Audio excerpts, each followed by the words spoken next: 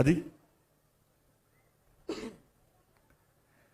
ఇలా వారం రోజులాక ఏడవైనా గిట్నేస్తున్నారు జనం అందరు ఒకటే. ఏడవైనా సర్వేలో బీజేపీ అంటే ఒక నాయకునికేమో ఈ హవా చూసి జో చూసి హై బీపీ వచ్చింది, ఇంకో నాయకునికేమో లో బీపీ వచ్చింది. వాళ్ళు బయట తిరిగే పరిస్థితి లేదు. ఇలా వాళ్ళందరూ కూడా ఇలా ఇంట్లో పడుకున్నారు. ఇలా మా ముస్లిం మహిళలు వచ్చారు, మొన్న సైకిల్ ఇచ్చినాక వాళ్ళకు. ఇలా మా నరేంద్ర మోడీ నిన్న నారకు వచ్చారు, 15 మంది ముస్లిం అమ్మాయిల నారకు వచ్చారు. వచ్చి వాళ్ళ చేతి మీద లోటస్ వేసుకొని ఇగో బండి సంజయ్ భాయ్ సాబ్ ఇగో మేము బీజేపీకి వేస్తున్నామని చెప్పి నాకు వచ్చి ఫోటో దిగిపోయారక ముస్లిం మహిళలు. ఇలా నరేంద్ర మోడీ వాళ్ళకి అన్నక తండ్రి అన్న అన్నీ అనే. వారణాసిలో నరేంద్ర మోడీ కాశీలో పోటీ చేస్తే 2000 మంది ముస్లిం మహిళలు ఈ చేతుల లోటస్ వేసుకొని మోడీ జిందాబాద్ అనుకుని ర్యాలీ తీసిరాక. ఎందుకో తెలుసాక ఇలా వాళ్ళ బతుకులు బర్బాద్ అవుతున్నాక ముస్లిం మహిళలు. ఎందుకో తెలుసా? తలాక్ అంటే కథం వాళ్ళ జీవితం నాశనం. వాడు దుబాయ్లో ఉంటాడు, పెళ్లి చేసుకొని మస్కట్ పోతాడు, దుబాయ్ పోతాడు, అమెరికా పోతాడు, ముంబై పోతాడు, ఢిల్లీ పోతాడు. ఆ నుంచి తలాక్ అంటే వీళ్ళ తలాక్ అయితే వీళ్ళ పరిస్థితి ఏందకేయాలా? ఏం కారణం లేకుండా తలాక్ అంటే వాళ్ళ బతుకు బర్బాద్ అవుతుంది. వాళ్ళ పిల్లలు ఉంటారు, 5 పిల్లలు ఉంటారు. ఇలా కానీ వాడి తలాక్ అని వెళ్ళిపోతే ఆ పిల్లలు ఆ తల్లిదండ్రులకు భారమై తిండి లేని పరిస్థితి వాళ్ళందరూ కూడా.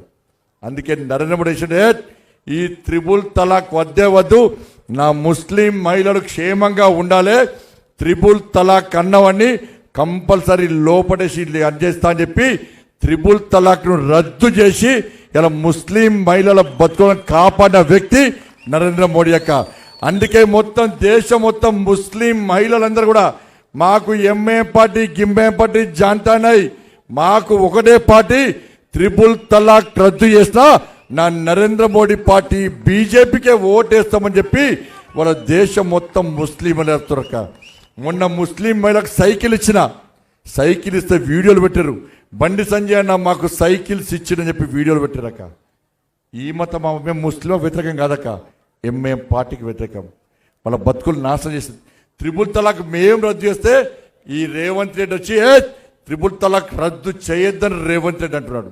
త్రిబుల్ తలాక్ రద్దు చేయొద్దని చెప్పి ఓవైసీ అంటున్నాడు. నేను ఓవైసీకి సవాల్ విస్తున్నా.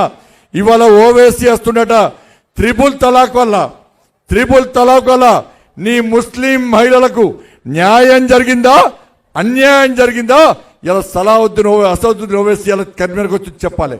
అసదుద్దీన్ ఓవైసీ చెప్పాలి, నరేంద్ర మోడీ ప్రభుత్వం రద్దు చేసిన త్రిబుల్ తలాక్ వల్ల ముస్లిం మహిళలకు మంచి జరుగుతుందా చెడు జరుగుతుందా? నువ్వు కరీంనగర్ వేదికగా చెప్పు. ముస్లిం మహిళలకు ఇలా న్యాయం చేయాలని మేమొస్తే త్రిబుల్ తలాక్ రద్దును వ్యతిరేకించినటువంటి మూర్ఖత్వ పార్టీ ఇలా ఎంఐఎం పార్టీ. ఇలా పాత బస్తీ లేదు, ఏం లేదు, రోడ్లు లేవు. అక్కడ ఎంఐఎం పార్టీకి గెలిపిస్తారు, రోడ్లు లేవు, మోర్లు లేవు, ఏం లేవు.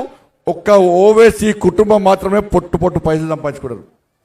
ఏ ముస్లింల బతుకులు బాగుపడలే. వాళ్ళ కన్వీనర్కి వచ్చి మాట్లాడతాడ ఓవైసీ. కానీ ముస్లిం మహిళలు ఆలోచించాలి. మీకు అండగా ఉన్నది భారతీయ జనతా పార్టీ, మిమ్మల్ని ఆదుకునేది భారతీయ జనతా పార్టీ. కానీ దయచేసి అందరు ఒక్కరి కాక ఈ కులము ఆ కులము ఈ వర్గము ఆ వర్గం అని చెప్పి మీరు ఓట్లు చీల్స్తే ఎవరు గెలవాలన్న వాడు గెలుస్తాడు, మీకు నయా పైసా మీకు రాదు. కాబట్టి మా నవ్వేస్తి అక్కను, మా లోకేష్ అన్నను, మా డాక్టర్ సాబ్ను, పవన్ కుమార్ను పువ్వు గుర్తు మీద ఓటేసి గెలిపించాల్సిందిగా మీ అందరికీ విజ్ఞప్తి చేస్తూ, ఈ గెలిపించాక ఈ వాడ అభివృద్ధి ఏందో నా కొలిపెట్టు నేను చూస్తాను. నాకైతే పైసలు ఉంటాయి, కమ్యూనిటీలకు ఇస్తా, గుళ్ళకి ఇస్తా, బళ్ళకి ఇస్తా కూడా. ఇంకా మీకు సేవ చేసే అవకాశం మాకు ఏంటక. వీళ్ళ మాటలు నమ్మకండి.